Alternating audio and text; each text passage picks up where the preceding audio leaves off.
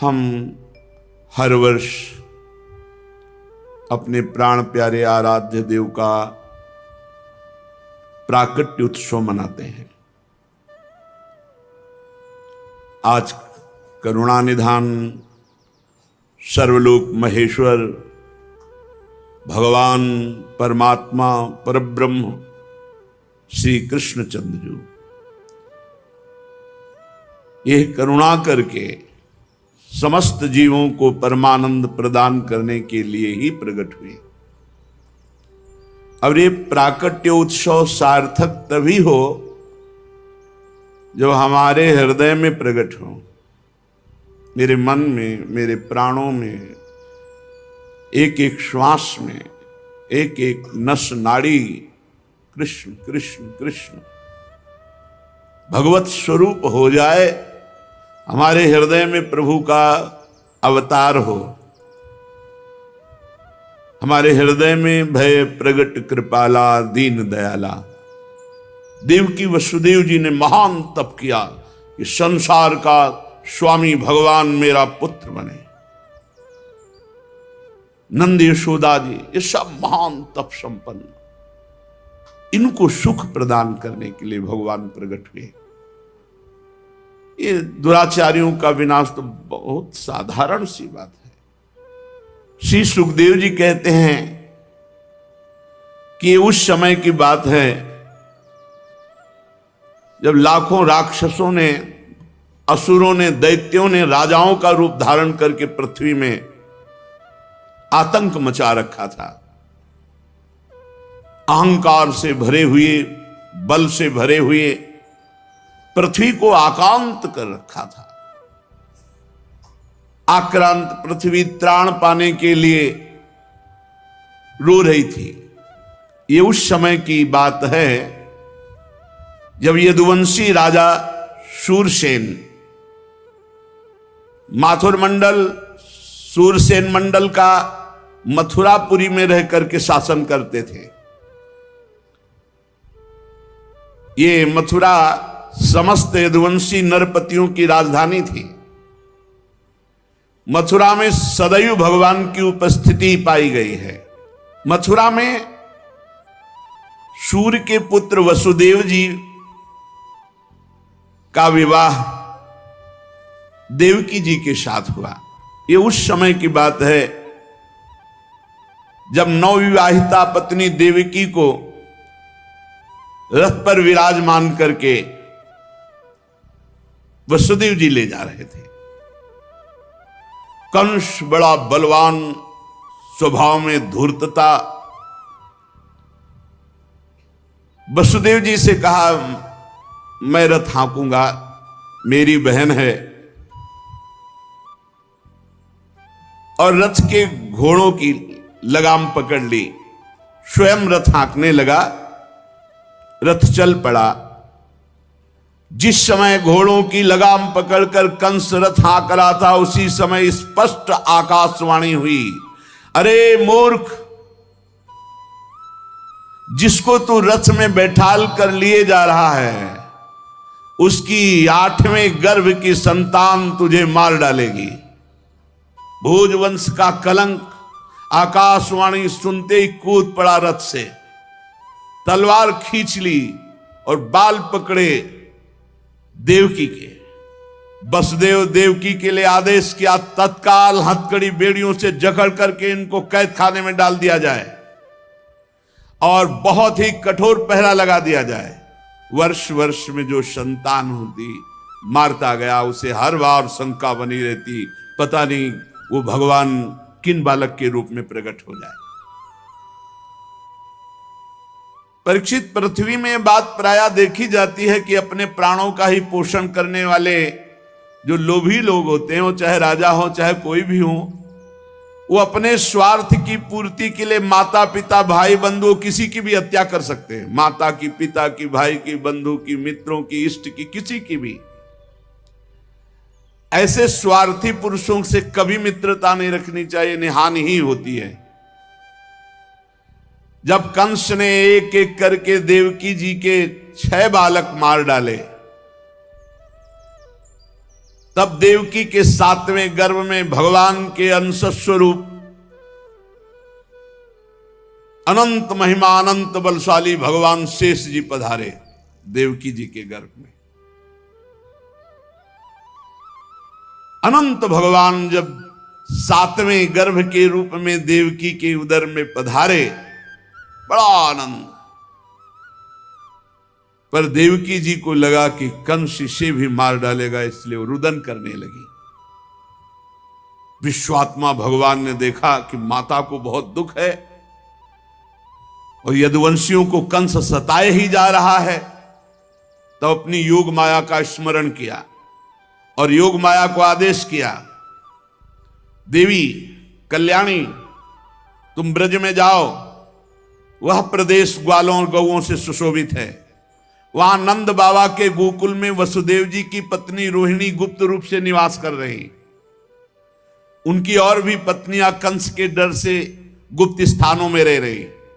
इस समय मेरा महान अंश, जिसे अनंत शेष जी कहते हैं, देवकी के उदर में गर्भ रूप से विराजमान है। तुम जाओ वहां से उस गर्भ को रोहिणी के उदर में रखो। मैं स्वयं आ रहा हूं, अब विलंब सा आने जा रहा। अब मैं समस्त ज्ञान बल आदि अंशों के साथ देवकी का पुत्र बनूंगा और नंद बाबा की पत्नी यशोदा के गर्भ से तुम प्रकट हो। योग माया को आदेश किया। जब योग माया ने देवकी का गर्भ ले जाकर रोहिणी के उदर में रख दिया, तब समस्त द्वारपाल और सब जगह खबर पहुंच गई, गर्भ नष्ट हो गया देवकी। किसी को आंतरिक पता तो है नहीं। नगरवासी बहुत कि बेचारी के 6 तो मार डाले गए और 7वां गर्भ नष्ट हो गया। हाय कितना कष्ट देवकी को है। देवकी जी भगवान का निवास स्थान बन गई। परीक्षित, अब समस्त शुभ गुणों से युक्त बहुत सुहावना समय आया। रोहिणी नक्षत्र था। आकाश के सभी नक्षत्र ग्रह और तारे सौम्य हो रहे थे। अब तो काले काले मेघ आकर मंडराने लगे और धीरे धीरे गर्जना करते हैं। भारी वर्षा प्रारंभ। जन्म मृत्यु के चक्र से छुड़ाने वाले जनार्दन भगवान का अवतार समय निशीत रात के 12 बजे।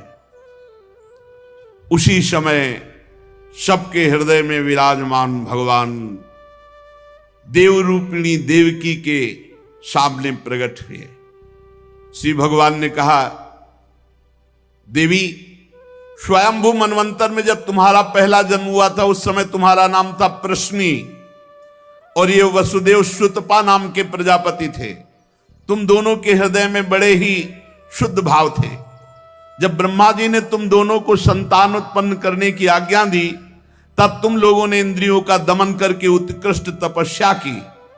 तुम दोनों ने वर्षा, वायु, घाम, शीत, उष्ण आदि काल के विभिन्न गुणों को सहन किया और प्राणायाम के द्वारा अपने मन के मल को धो डाला। तुम दोनों ने सूखे पत्ते खाकर फिर हवा पीकर केवल तपस्या की। अभीष्ट वर प्राप्त करने की इच्छा से मेरी आराधना की। कितना कठिन तप। मुझ में चित्त लगाकर ऐसा परम दुष्कर घोर तप करते हुए देवताओं के 12,000 वर्ष व्यतीत हो गए। पुण्यमयी देवी, उस समय में तुम दोनों पर प्रसन्न हुआ, क्योंकि तुम दोनों तपस्या, श्रद्धा, प्रेममयी भक्ति से अपने हृदय में नित्य निरंतर मेरी भावना की थी। जैसा मैं आज तुम्हारे सामने प्रकट हुआ हूं, ऐसा उस समय भी प्रकट हुआ था और तुमसे कहा वरदान मांगो। तब तुम दोनों ने कहा, आप जैसा पुत्र मुझे चाहिए। हो, मेरे जैसा तो सिर्फ मैं ही हूं। तो मेरे जैसा पुत्र, तो मैंने ये वरदान दिया कि मैं ही स्वयं तुम्हारा पुत्र बनकर आऊं। ये छोटी मोटी तपस्या का फल नहीं है, आप देख लीजिए। अगर आप जीवन भर रामकृष्ण हरि भगवान नाम जपते हुए भगवत प्राप्त हो जाते तो कितना सरल है, कितना सरल है। इसीलिए धन्य है ये कलयुग, जो कम समय में भगवत प्राप्ति, केवल भगवान नाम जप और थोड़ा सा केवल पापाचरण से अपने को बचा लो तो भगवत प्राप्ति हो जाएगी। हे माताजी, मैंने देखा कि संसार में शील, स्वभाव, उदारता, अन्य गुणों में मेरे जैसा कोई नहीं, इसलिए मैं ही तुम्हारा पुत्र हुआ, मैं ही।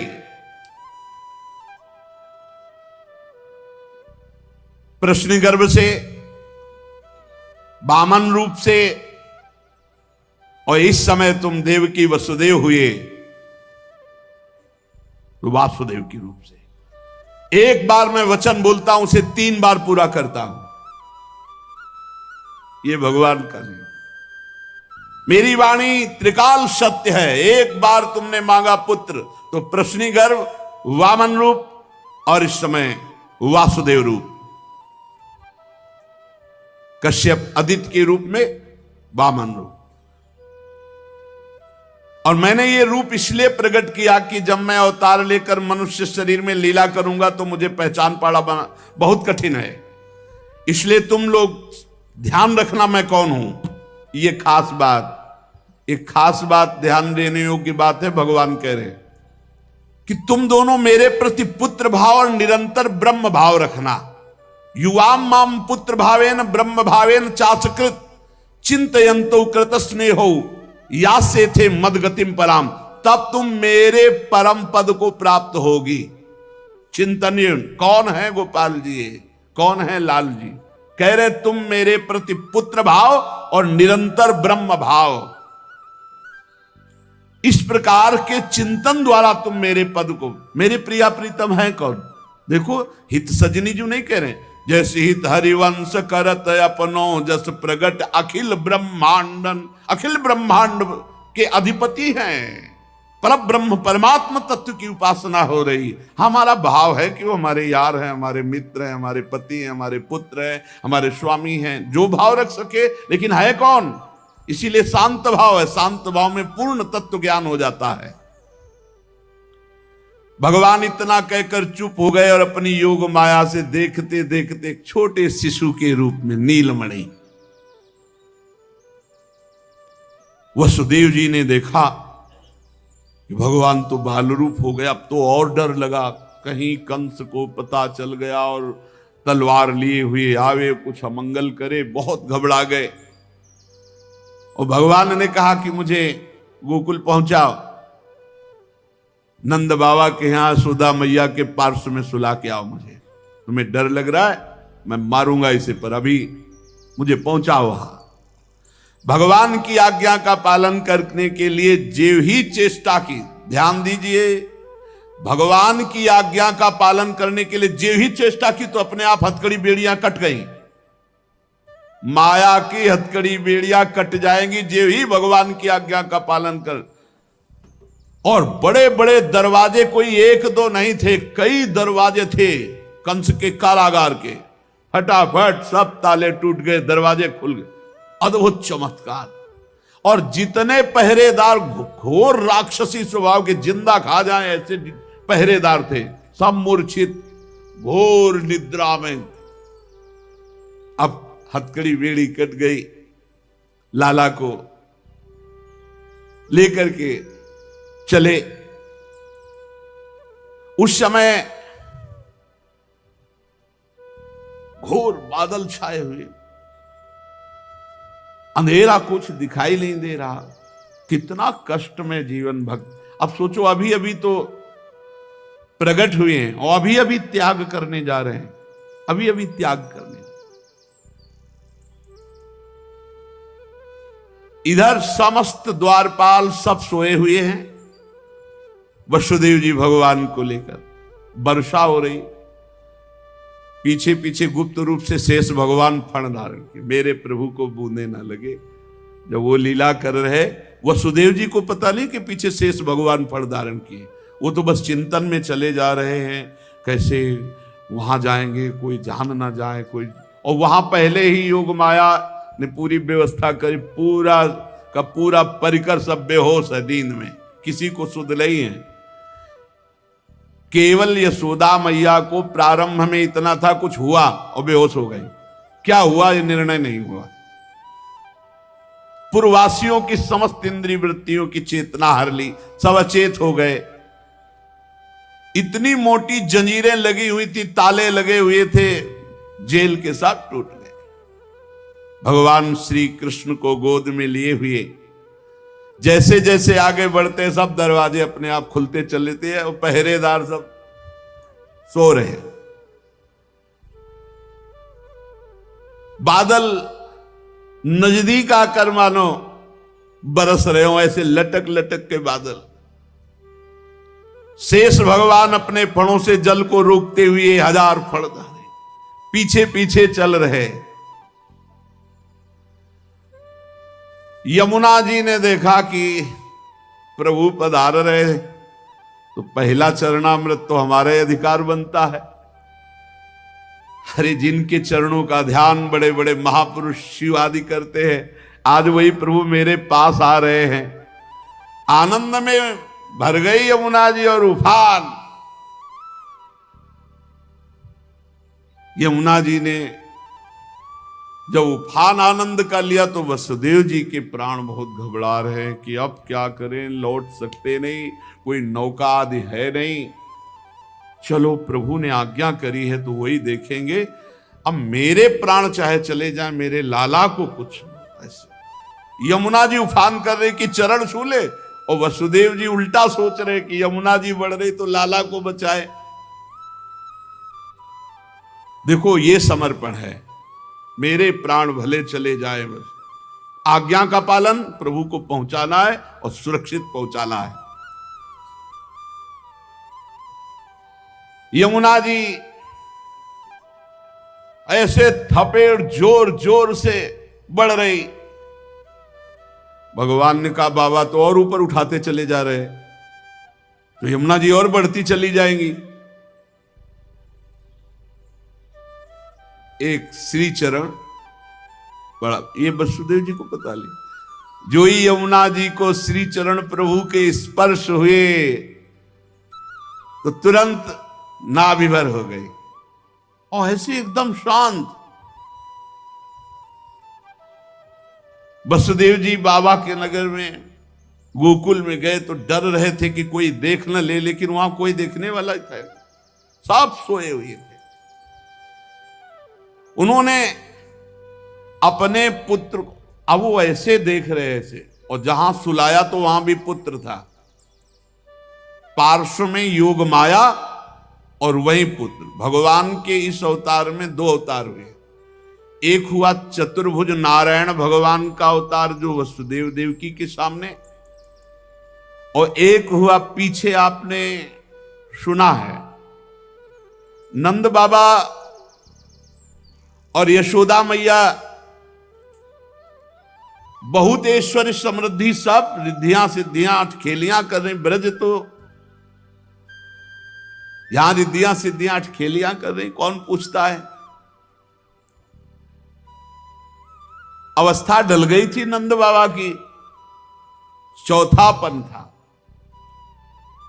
और ब्रजवासी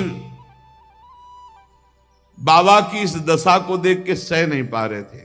बाबा खिन्न रहते थे।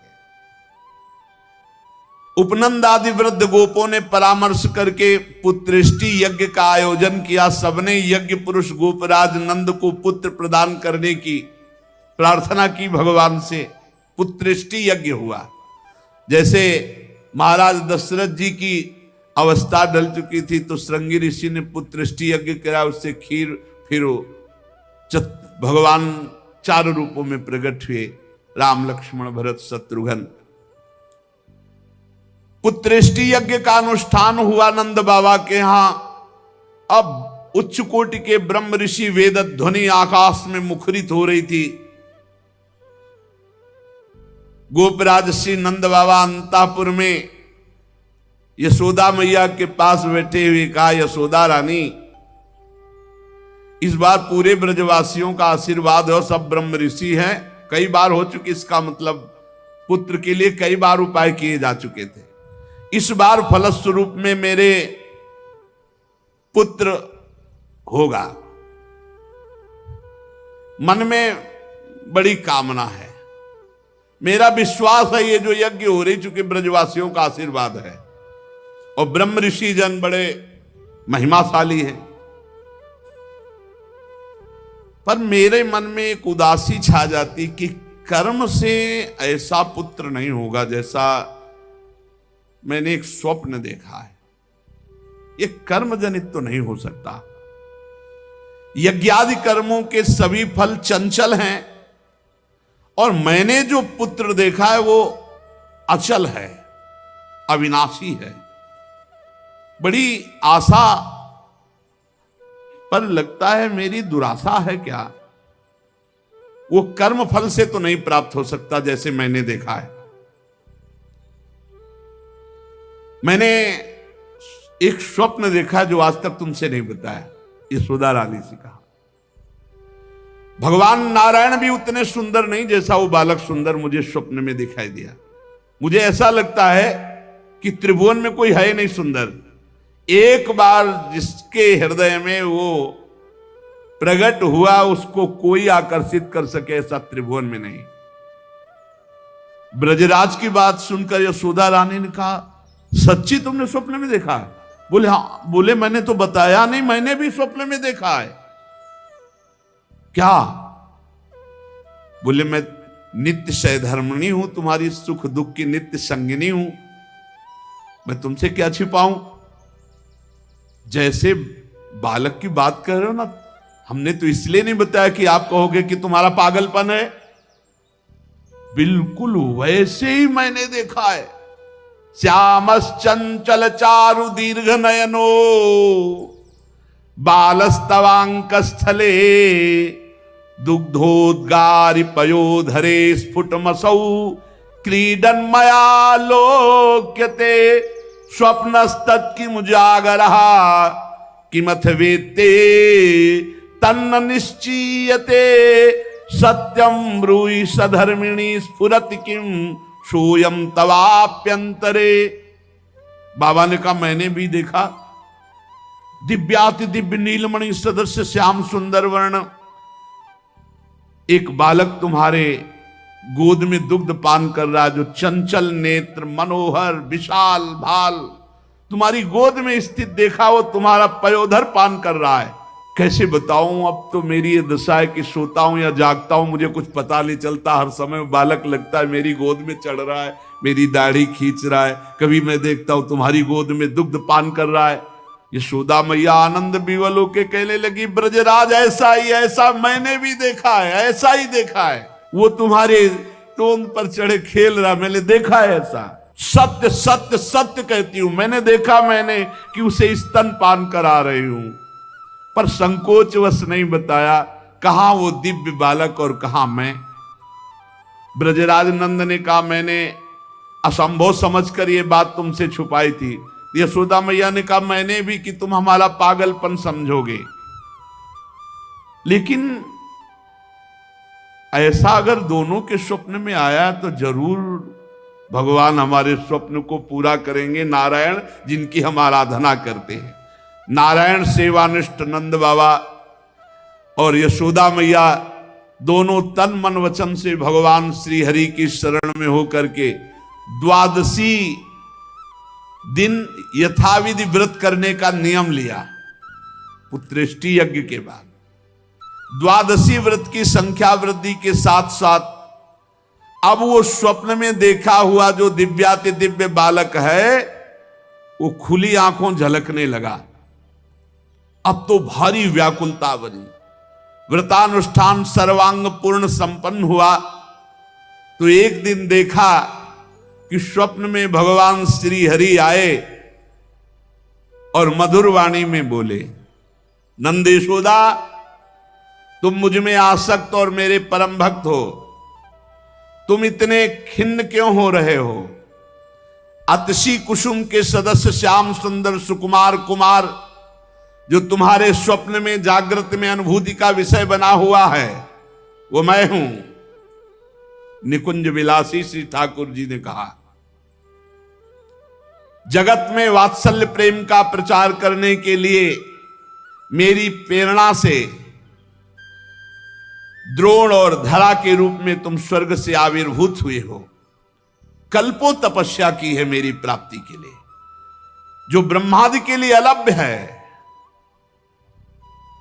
सौभाग्य है कि वो तुम्हें प्राप्त हो रहा है।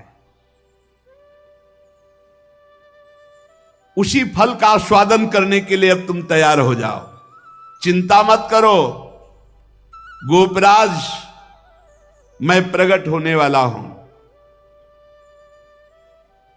समझिए, वहां देवकी वसुदेव के यहां चतुर्भुज भगवान नारायण और यहां निकुंज विलासी श्री ठाकुर जी।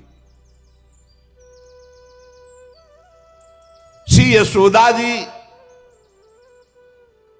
बहुत आनंदित रहने लगी। तो एक दिन समस्त ब्रजवासियों ने देखा कि एक अर्धवृद्धा तपस्विनी स्नातक ब्राह्मण बालक को लिए गोपराज नंद की सभा में पधारी। इतनी तपस्विनी तेजस्विनी, सब ब्रजवासी खड़े हो गए और आसन देकर प्रणाम करके पूछा, देवी आप कौन हो? आज तक तो आपको देखा नहीं। आपको देखने पे लगता है साक्षात भगवान की योग माया शक्ति हो। ये बालक कौन है? नारद मुनि जैसा दिखाई देता है। आप परम हम ब्रजवासियों का कल्याण करने के लिए पधारी हो। गोपराज के सभासदों की बात सुनकर तपस्विनी ने मुस्कुराकर कहा, मेरा नाम पौर्णमासी है, मैं महान तपस्विनी और दैवज्ञा हूं, तीनों काल का मुझे ज्ञान है। और ये जो बालक है, तुमने कहा नारद जी जैसा, इसका नाम मधुमंगल है। ये बालक स्नातक है, इसका दर्शन करके नारद जी का स्मरण होना उचित ही है। ये संपूर्ण वृत्ति नारद जी वाली ही रखता है। तपस्विनी की बात सुनकर गोपराज सभा के सदस्यों ने हाथ जोड़कर पूछा, देवी हम आपकी सेवा करने योग्य बिल्कुल ही नहीं है, इस पर भी आपने हम लोगों पर महती कृपा की। मेरी कुछ समझ में नहीं आ रहा कि आप यहां क्यों पधारी। तो उन्होंने कहा, तुम लोगों को पता नहीं, एक अनिर्वचनीय महासौभाग्य उपस्थित होने वाला है, इसलिए मैं यहां आई हूं। सबके पूछने पर पौर्णमासी ने बताया, तुम लोगों के प्राणाधिक प्रीतम गोपराज नंद के यहां एक पुत्र होने वाला है, जो अखिल जगत को आनंद सिंधु में निमग्न कर देने वाला होगा। पौर्णमासी की बात सुनकर सभी परमानंद में उल्लसित पुलकित गदगद वाणी से कहने लगे, देवी आपके शुभागमन से हमारा ये ब्रज जो है महान तीर्थ हो गया। आपके लिए कृष्णांतिके यमुना जी के समीप हम एक पर्णशाला कुटी बना देते हैं। ये बात जब पौर्णमासी जी ने सुना तो उन्होंने कहा, ठीक ठीक, कृष्णांतिके अर्थात कृष्ण के समीप, ठीक तुम्हारी बात निकल गई। जो बालक होगा उसका नाम कृष्ण होगा। नंद नंदन के रूप में स्वयं प्रभु पधार रहे। पौर्णमासी देवी कालिंदी तट के समीप पर्णशाला में भगवान के दर्शन की अभिलाषा से निवास करने लगी। पौर्णमासी देवी देवर्षि नारद जी की शिष्या और श्री कृष्ण के आगे जो गुरु बनेंगे संदीपनी जी, उनकी माता हैं। ये संदीपनी मुनि की माता हैं ये पौर्णमासी देवी। ये महान शक्तिमती थी और श्री कृष्ण की मधुर लीला को सब प्रकार से जानती थी। भगवान की लीला का आनंद बढ़ाने के लिए मस्खरे मनसुखा के रूप में वो मधुमंगल। तो भगवान का जो ऐश्वर्य में अवतार हुआ वो जेल में, और जो माधुर्य में अवतार हुआ ये नंद बाबा के यहां। तो जो ऐश्वर्य में अवतार वापस गया, तो आप देखिएगा अक्रूर जी के साथ अक्रूर जी ने देखा जल में डुबकी लगाकर शेष सैया पर चतुर्भुज नारायण सेन, और हमारे द्विभुज मुरली मनोहर वृंदावनम परित्यज्य पादमेकम न गच्छति, वो कभी यहां से नहीं गए। जो गए तो देखो यहीं से निकलते ही चतुर्भुज हो गए। मथुरा में चतुर्भुज, द्वारिका में हमारे द्विभुज मुरली मनोहर नंद यशोदा के लाड़िले, वो कभी एक कदम ब्रज से बाहर नहीं गए। तो वहां योग माया के द्वारा नंद बाबा को यह पता ही नहीं चला कि हमने लाला में लाला का समर्पण किया, और पार्श्व में देखा, कन्या उठाया और आ गए। जे ही आए तो जैसे जैसे दरवाजे में प्रवेश करते जाते वैसे वैसे जंजीर ताला सब फिट, और जे ही वहां गए और देवकी जी की गोद में उस कन्या को तेवी हथकड़ी बेड़ी जकड़ गई। योग माया के आते ही दरवाजे बंद, हथकड़ी बेड़ी जकड़ गई और पहरेदार जग गए और कन्या जोर जोर से रोने लगी। जो साक्षात भगवती है, पहरेदार भागते हुए गए, कंस से कहा महाराज 8वीं संतान उत्पन्न हुई। अब तो कंस के होश नहीं, वो तो जैसे पागल हो चुका, बाल बिखरे हुए, कई जगह गिरा, दौड़ता हुआ आया, दरवाजे खोले गए। बड़ी घबराहट है, बाहर बिखरे हुए, बड़ा भयानक रूप कंस का। जग गए और पैर पकड़ा और कन्या को हाथ जोड़ रही। देवकी जी ने कहा भैया मारो मत, आकाशवाणी हुई थी कि पुत्र होगा, ये तो कन्या है, स्त्री जाति है, अभी बच्चा है, आप क्यों मार रहे हो? भैया तुम तो बड़े कृपालु हो, और देखो हमारे कई बच्चे मार डाले तुमने, अब एक कन्या बची, इसे तो दे दो, मैं तुम्हारी छोटी बहन हूं, बहुत दीन हूं। बड़ा प्रार्थना की, लेकिन वो देवकी जी रोती रही, पैर पकड़ करके कन्या को एक चट्टान पर मार। और ये कन्या कोई साधारण कन्या तो थी नहीं, आद्या शक्ति महाभगवती। हाथ से छूट गई और सामने आकाश में देखा तो 8 आयुध, दिव्य माला, वस्त्र, चंदन, मणिमय आभूषणों से विभूषित, धनुष, त्रिशूल, बाण, ढाल, तलवार, शंख, चक्र, गदा। देखा सिद्ध, चारण, गंधर्व, अप्सरा, किन्नर सब स्तुति कर रहे अंबा की। और उस समय देवी ने कहा है मूर्ख, तेरी सामर्थ्य नहीं कि तू मुझे मार सके, और तू जिसे सोच रहा है ना कि मैंने मिटा दिया, अरे तेरे मारने वाला पैदा हो चुका है। निर्दोष की हत्या करने वाले, अब तू बच नहीं सकता, कहीं भी भाग के जा, तेरे मारने वाला पैदा। अब कंस के दिमाग में आया कि संतान तो 8वीं पुत्र होनी थी, वो पैदा हो चुका, ये आकाशवाणी झूठ कैसे बोल सकती? तो पैदा तो देवकी के यहां ही होना चाहिए। बड़ा आश्चर्य हुआ। फिर उसने हाथ जोड़ा देवकी वसुदेव जी की, व्यर्थ में हमने आपको कष्ट दिया आकाशवाणी, आप मुझे क्षमा कीजिए बहनोई जी और बहन जी। और वो उन्होंने कहा कुछ नहीं, वसुदेव जी से कहा कि ये विधाता भी झूठ बोलता है, आकाशवाणी हुई थी कि 8वां पुत्र होगा, पुत्री कैसे हो गई? मैं बड़ा पापी हूं, मैंने आप दोनों महात्माओं को बड़ा कष्ट दिया। पर वसुदेव जी आपको दुखी नहीं होना चाहिए। जो लोग तत्व को जानते हैं, आत्मा को जानते हैं, वो शरीर के नाश पर दुखी। देखो इनको भी ज्ञान है यार, बड़ा विचित्र है। पर उपदेश कुशल बहु तेरे, राक्षस स्वभाव वालों को भी ज्ञान, ये भी उपदेश दे रहे। वसुदेव जी ये शरीर को जो आत्मा मान बैठते हैं, इसी उल्टी बुद्धि के कारण ये एक दूसरे से बैर और राग द्वेष कर लेते हैं, जन्म मृत्यु को प्राप्त होते हैं। यद्यपि मैंने तुम्हारे पुत्रों को मारा, फिर भी ज्ञान के द्वारा देखो कौन किसको मारता है। बड़ा सुंदर ज्ञान दे, अभी बताएंगे ठाकुर जी आके तुम्हें कौन किसको मारता है लौट के। ये जो अपने स्वरूप को भूले हुए हैं लोग, इसीलिए मैं मरने वाला हूं, मैं मारता हूं, ऐसा मैं दुख भोग रहा हूं, ये मेरे को दुख देने वाले घोर अज्ञान की बात। कोई किसी को मारता नहीं, कोई किसी को दुख नहीं, जीव अविनाशी है, शरीराभिमान के कारण ऐसा। फिर भी मैं क्षमा चाहता हूं आपसे। वसुदेव जी के चरण प्रकार देवकी जी ने कहा भैया भैया बस पैर छूने की जरूरत नहीं है, आप खुशी रहो। यह आपने बताया नहीं कि अज्ञान के कारण ही, शरीराभिमान के कारण ऐसा होता है, अपने और पराये का भेद। बस बस आपका इसमें कोई दोष नहीं है। जब वसुदेव और देवकी जी ने इस प्रकार, तो कंस वहां से अनुमति लेके चला गया और बुलाया पूरे परिकर को और कहा योग माया ने जो कहा है वो झूठा नहीं हो सकता। 8वीं संतान पैदा हो चुकी है मारने वाली, तो ये लड़की नहीं हो सकती, ये पुत्री नहीं हो सकती, कुछ है, प्लानिंग करो। वो कह रहे पैदा हो चुका तो ब्रजय में होगा।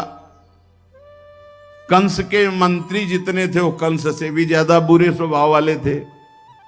उन्होंने कहा महाराज आज्ञा करो, ब्रज 84 कोस में आज से लेकर 10 दिन तक जितने भी बालक हुए सब मार डालेंगे हम लोग। बड़ा प्रसन्न हुआ इसका प्लान कि सबका नाश, और भगवान पहुंच चुके हैं यहां से ईश्वर स्वरूप, और यहां से ब्रज के लाडिले ठाकुर कभी बाहर नहीं गए, पक्का मानना। कभी ये जितने संत जन ऐसे थोड़ी जी रहे हैं, पूरी भावना में नहीं जी रहे भाई। छिन छिन बिहरत संग, छिन छिन निरखत प्रेम भरी, छिन जस कहा तभंग। अब जब मैया के नेत्र खुलेंगे, लाला को देखेंगे तो उत्सव मनाएंगे, वो कल अपने लोग फिर उत्सव मनाएंगे। ऐसा ही वीडियो देखने के लिए पेज को फॉलो करें। राधा वल्लभ श्री हरिवंश।